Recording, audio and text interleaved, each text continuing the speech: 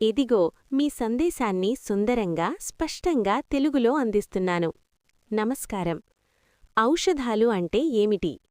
ఔషధాలంటే కేవలం దుకాణాల్లో దొరికేవే కాదు, మన రోజువారీ జీవనంలోనే ఉండే ఉచితమైన, ప్రకృతి ప్రసాదమైన, ఎలాంటి దుష్ప్రభావాలు లేని నిజమైన ఔషధాలివి.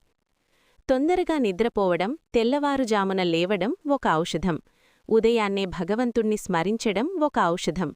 యోగా, ప్రాణాయామం, వ్యాయామం ఔషధాలు. ఉదయం సాయంత్రం నడకలు ఔషధాలు.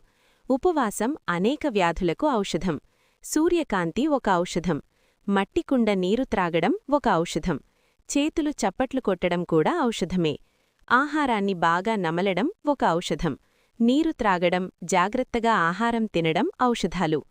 భోజనం తర్వాత వజ్రాసనంలో కూర్చోవడం ఒక ఔషధం. సంతోషంగా ఉండాలని నిర్ణయించుకోవడం ఒక ఔషధం.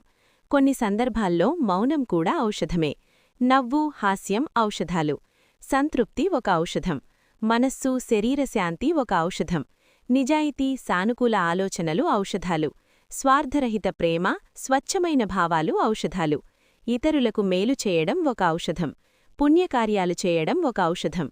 ఇతరులతో సఖ్యతగా జీవించడం ఒక ఔషధం. కుటుంబంతో కలిసి భోజనం చేయడం, సమయం గడపడం ఔషధం.